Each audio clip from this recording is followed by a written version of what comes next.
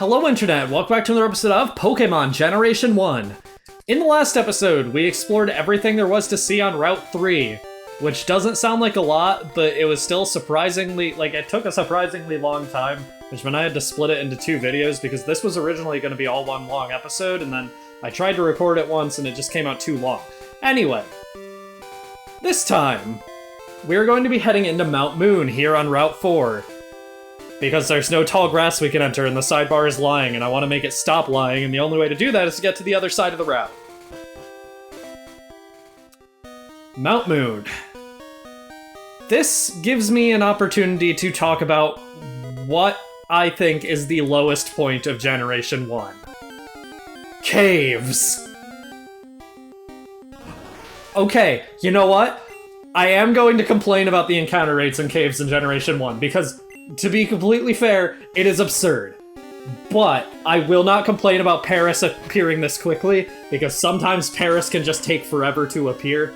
And you want to catch everything in Mount Moon now, because we aren't going to have a chance to catch some of these Pokemon again for quite some time. I will not complain about having early access to this thing. Okay. Mushroom Pokemon. Burrows to suck tree roots. The mushrooms on its back grow by drawing nutrients from the bug host. Cool. Okay, I guess it's not getting a nickname. That's fine. So anyway, as I was saying, caves suck. The item we got to the south is TM12. This teaches Water Gun. None of the Pokemon in the party currently can learn that, but that's good for some Pokemon like Nidorino, Clefairy, Jigglypuff. Rattata can probably learn it. Anyway, if I can finish my damn thought, Zubat takes me to exactly what I want to complain about.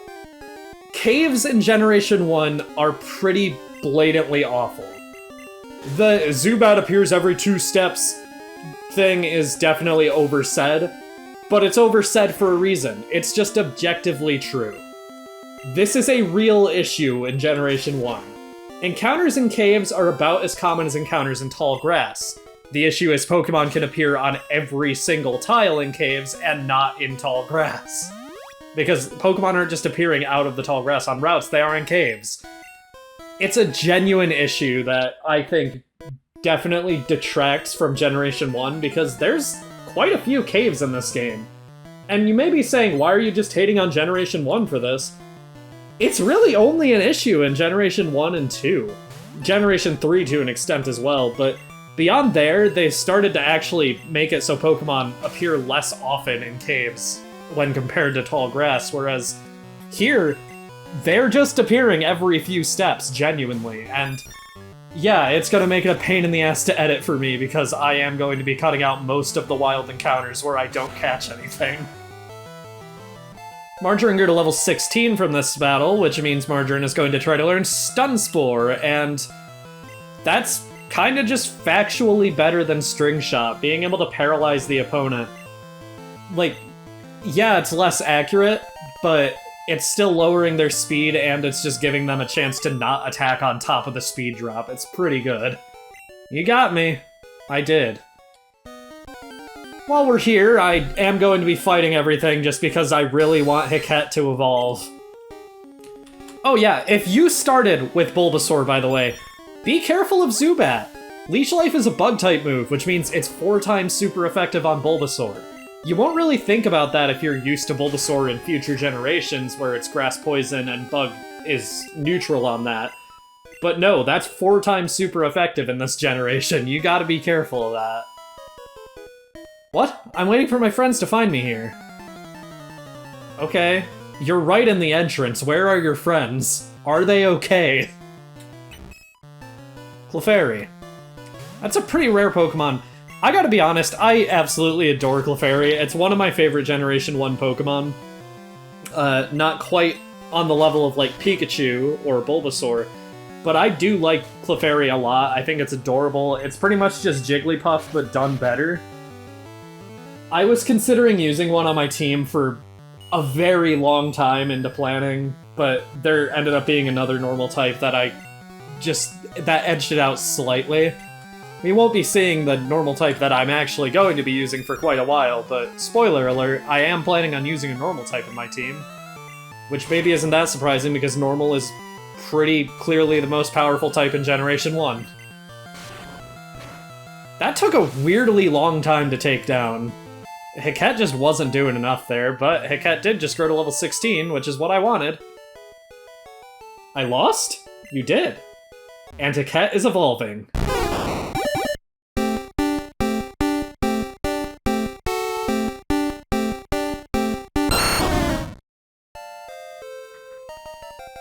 Hiket evolved into Ivysaur. I gotta cut ahead real quick, sorry.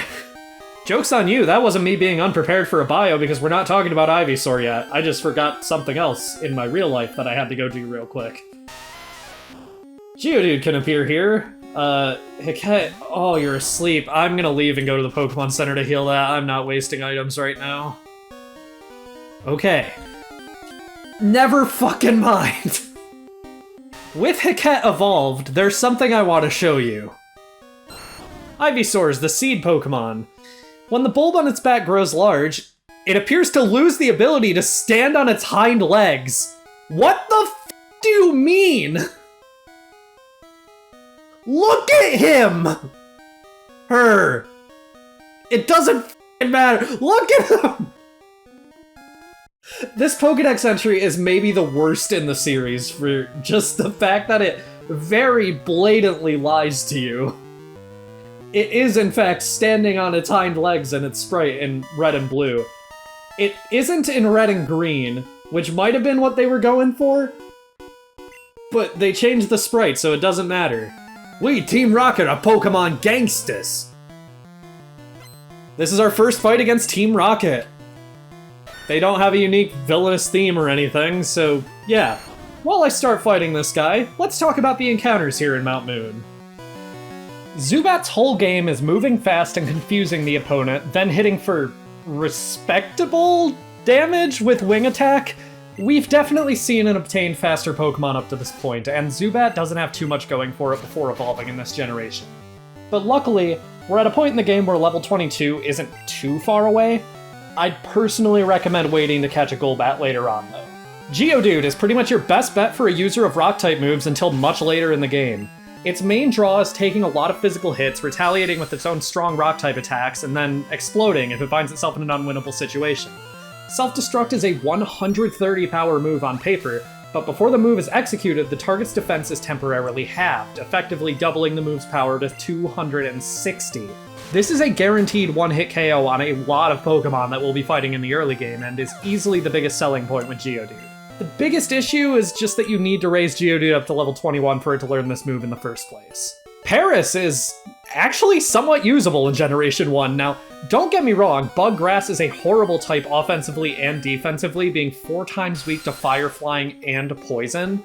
On top of that, its low speed means it will almost never be able to get an attack off against any opponents that threaten it. The main draw with Paris is the move Spore, which is the only 100% accurate move in the game that puts opponents to sleep. Paris will learn this move at level 27, 3 levels after it's meant to evolve, and spoiler alert, its evolution will learn it at level 30. It's more a matter of deciding if you want to put up with Paris's bad stats for longer, or if you want better stats faster in exchange for waiting longer for Spore. Either way, this Pokemon is good to catch, even if just in the post-game, as Spore makes catching Pokemon significantly easier. Clefairy is a great Pokemon. As a normal type, its move pool is ridiculously deep, being able to learn probably half or more of all the TM moves in the game. It gets access to Metronome at level 31, a move that draws from every single move in the game randomly, and while this move is absolutely horrible from a consistency and strategy standpoint, it's a very funny move and you should consider it. On top of this, if you're not interested in any of the moves Clefairy learns through level up, you can simply evolve it as soon as you get it. Yeah, we're going to be picking up not 1, but 2 Moonstones here in Mount Moon, and while Clefable doesn't learn anything through level up, its move pool is still equally as deep as Clefairy's thanks to TMs. And as I just said, Clefable gets access to some of the most important moves in the game through TMs. It's going to be a while before we get TMs for some of its moves, most notably Hyper Beam and Blizzard, but if you're just using it in single player, you can simply retool its moveset as you go through your playthrough whenever you pick up TMs you know you won't use elsewhere. Examples of TMs you can use without much risk on Clefable are Water Gun and even Bite, since you can rely on Clefable to stick around for quite a few turns here in the early game if you grind it up enough. Overall, Clefable is and has remained a powerful presence in Pokemon. Its bulk is great, and it learns a lot of great moves to take advantage of it. Decided to use that opportunity to just catch some of the Pokemon here in Mount Moon. I went ahead and caught Zubat and Geodude. Clefairy's the last Pokemon I need to catch here. And I guess I'm just done nicknaming Pokemon because I haven't nicknamed anything I've caught here. There will be an opportunity to nickname things that you accidentally press the B button on later on, but for now, if you catch a Pokemon and forget to nickname it, you're stuck with it. The item I found down below after fighting that Team Rocket grunt was an HP up. I'm gonna go ahead and explain that later on when we have easier access to it. But that is a good item. I would recommend using it on a Pokemon that already has a, notably high HP stat. If you're using Jigglypuff for some reason, you could use it on a worse Pokemon, but not a much worse Pokemon. This guy has maybe my favorite trainer class in the Pokemon series, Super Nerd. Super Nerds were a trainer class up until, I believe, Generation 4, and then they just vanished in Generation 5, which... let me just say, bullshit. Generation 5's region is based on North America. I have never... I mean, look, there's nerds everywhere. There are losers everywhere. But North America? Come on! That's half the country! My Pokemon won't do. They tend to make the super nerds, very unappealing. Especially in Generation 1, where they're just, slouched over on their hands and knees. It's sort of funny how, inhuman they try to make them look. 1, 2, 3, 4, 5, 6, 7... Okay, I'm at a point where I need to start keeping track of how many items I have, because you do have limited bag space in Generation 1. Just picked up a rare candy that will raise the level of any Pokemon by 1. That's a really good item to keep until we reach Cinnabar Island, but trust me, it's a good item. It's just worth saving them, especially in Generation 1.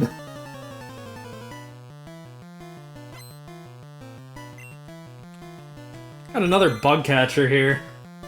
There's a surprising amount of bug catchers in Mount Moon. I get that we're still in the early game, but, the only bug in Mount Moon is Paris, and I don't think any of these guys are using Paris. I'll cut ahead to the end of this battle because he's a bug catcher, you know what he's using. He had 2 Caterpies and a Metapod, and all of them were level 10. He had to go out of his way not to evolve them. Future me, I am so sorry for the amount... Future me, I am so sorry for the amount of cuts you have to do in this episode. I know it's probably annoying, and me being here in the past, I get to just point and laugh at you, but jeez. I don't even want to imagine what the timeline for this video is going to look like. Celeste is leading with an Oddish, that's a Pokemon we haven't seen yet. Oddish's sprite kind of scares me in Generation 1. I don't know what it is. I think it's something about the 1 pixel, white eyes on the black body. It's just sort of scary looking. But the mouth kind of makes it look a little silly when I think of it oh, that looks like a Dorito. Otherwise, there's nothing really interesting to say about this Oddish. It's an early game battle, so it's still just going to be using the same move. It's effectively using a Grass-type variant of Leech Life. I think it has 5 more base power, but... Oh, Bellsprout too. Okay. How'd you get that? We're in blue version. No, wait. Bellsprout is the blue version Pokemon. Never mind. I take back what I said. It is reasonable for you to have that, and unreasonable for you to have Oddish. Margarine to level 17. Any new moves? Sleep Powder! Yeah, dude! Okay. Sleep Powder, 75 accuracy Grass-type move that puts the opponent to sleep. Goodbye, Tackle. Margarine forgot Tackle, and Margarine learned Sleep Powder. Margarine can now spread pretty much any status she damn well pleases, and that is... I don't know. That's just sort of a useful utility in the early game that you don't really think about until, you have it. It makes Margarine sort of a It makes Margarine sort of a shoo-in whenever we're trying to catch anything that's particularly difficult. Just because Margarine can paralyze it or put it to sleep and then use confusion, and then maybe it hits itself to weaken itself a little more. Up here we can fight TM01, and this move is pretty good. Contains Mega Punch. I'm not going to be teaching this to anything, mostly because neither of the Pokemon that are actually a part of my team can learn it, but it's a pretty decent normal type move. No added effects or anything, just decent power, decent accuracy.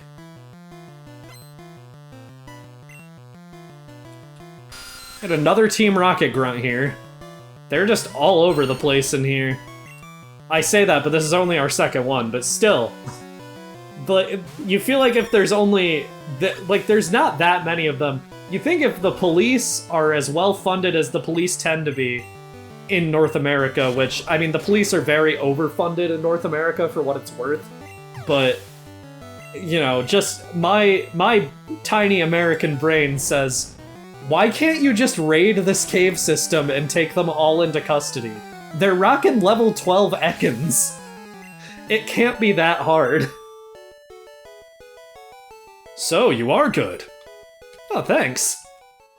If you find a fossil, give it to me and scram! I gotta start giving them all, like, New Yorker voices, but... I don't know. Team Rocket... So, I'm gonna put the Rocket Grunt sprite on screen real quick. Because I just want to say, this sprite has always weirded me out.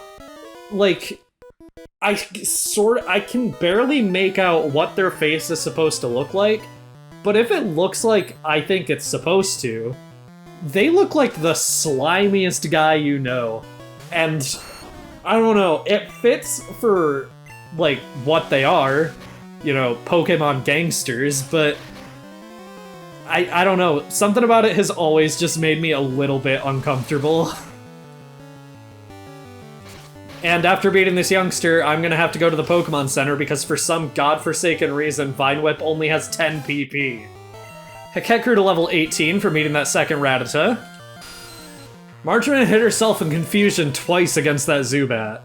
It didn't actually attack her a single time, she just hit herself. Losing stinks! Yeah. Sure, buddy. So I used Speed Up to escape Mount Moon quickly to get back to the Pokemon Center. I want you to see just how dense the encounters in Mount Moon are, so I'm gonna flash that footage on screen real quick. Holy shit. For context, the game is advancing at almost 900 frames per second there.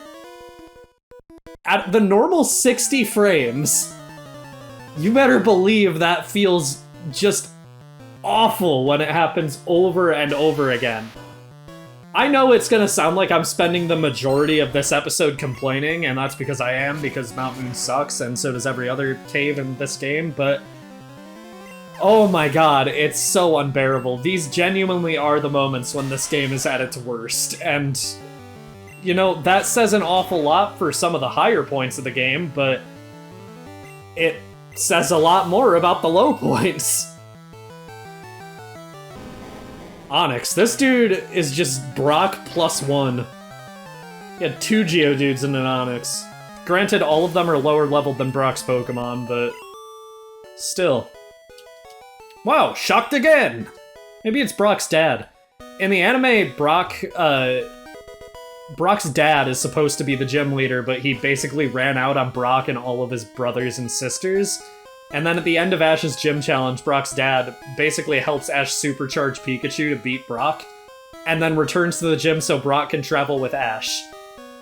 And I don't know why they added all of that to Brock's character, but I'm glad they did because Brock is pretty objectively the best, second best human character in the first season of the Pokemon anime.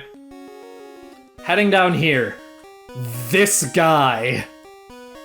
I'm gonna lead with Margarine.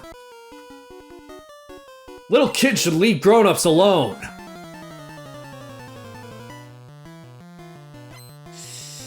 Rocket wants to fight. Raticate at level 16. This is absurd. Not only does Rattata, however you want to pronounce it, it doesn't matter.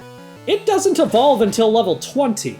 So this guy has this prematurely, this early on in Mount Moon, and it just deals absurd damage, moves extremely quickly, has quick attack to guarantee that it moves extremely quickly, because quick attack has priority, meaning it always moves first.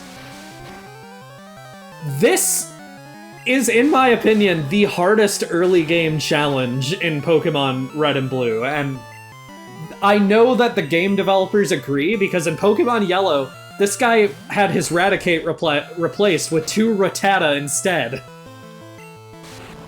There's no reason this should be this early in the game, it just is, and it sucks. This is basically guaranteed to put a dent in your team if you're not using Geodude, so yeah. Don't feel bad if you get sent back to the Pokemon Center by this guy. He just sucks that much.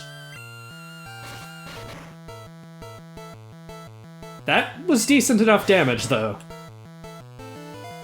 Jeez! Raticate also has a pretty good critical hit rate. Like, its speed stat is pretty good. Yeah, I'm pleasantly surprised that I made it through that without any casualties, because I hate this guy so much. I remember as a kid, I lost to him and got sent back to the Pokemon Center outside the cave. I was so pissed that I put the game down and did not pick it back up for a while. I'm starting to run out of potions. I only have 2 left, so I'm gonna have to be a little bit careful going forward. I think there's only 2 more trainers left in here, but then there's also trainers outside of here, so just gotta be a little bit more careful. How many tiles am I gonna go without an encounter? Hold on. Wait! I made it all the way to the next trainer?! Oh my god! That is the most tiles I have ever gone in a cave without a wild encounter.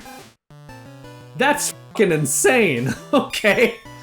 Well, we have another Team Rocket Grunt here. I'm gonna go ahead and press the select button to move Confusion up to the first slot, just so I don't accidentally waste PP on the powders. Just because Confusion is probably going to be Butterfree's only attacking move for the remainder of the time we're using her.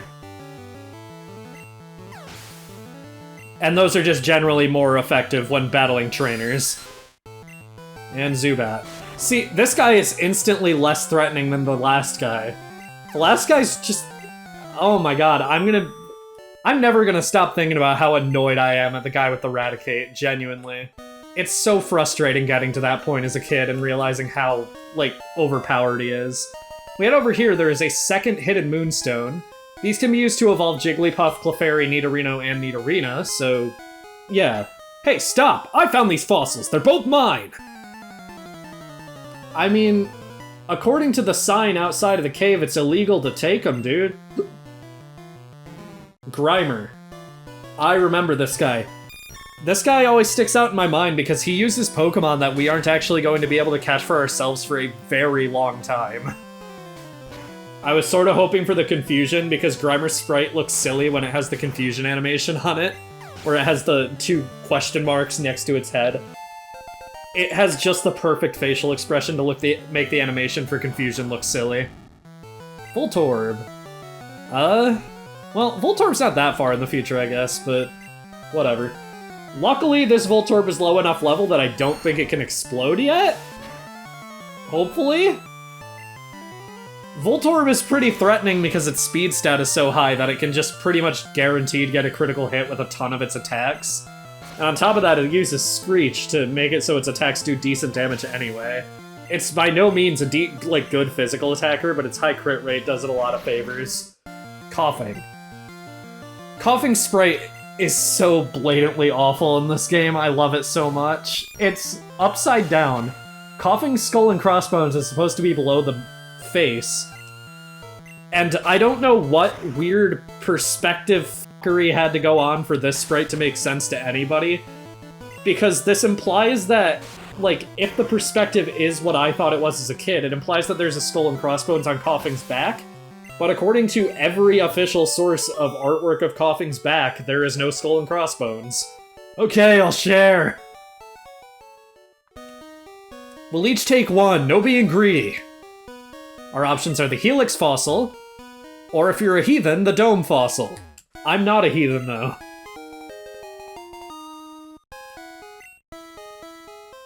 Alright, then this is mine. Why do you get a jingle? Far away on Cinnabar Island, there's a Pokémon lab. They do research on regenerating fossils. Alright, well. Meanwhile, in yellow version...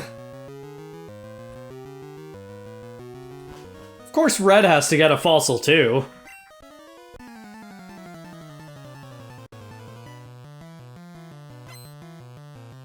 Super Nerd wants to fight, and I'll cut out this battle because this team is actually exactly the same. Okay, I'll share! Well, red is a heathen. Red wants the dome fossil. Well, Jesus, Pikachu! He's got hops! Holy shit!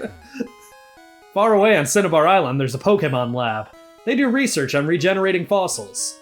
So, while we've been away from Red, you can tell he made some progress. Red made it all the way through Mount Moon himself, and not only did Nidoran male evolve into Nidorino, but also into Nidoking. Yeah, I figured since this isn't going to be a permanent team member for Red, I may as well at least let it fully evolve before saying bye-bye Nidoking. So, yeah, Red has some pretty powerful firepower for a while. On top of that, compared to the last visit to Pokemon Yellow version, you may notice the colors seem a little bit more washed out. That's because I want to give you sort of the option to decide whether you prefer the way the Super Game Boy colors look for Pokemon Yellow, which is what we have now, along with this absolutely adorable border, which is maybe the best thing to come out of Pokemon ever, because I just love Pikachu, and I think this border should be available for every Pokemon game. Or if you prefer the more saturated colors that the Game Boy Color gives Pokemon Yellow. These would be the same colors that appear on 3DS. I just sort of want to give you the option because I kind of like the way both of them look, but this way I get to look at the border even if you don't, and the border makes me very happy, so yeah. Anyway, continuing on. Stop right there!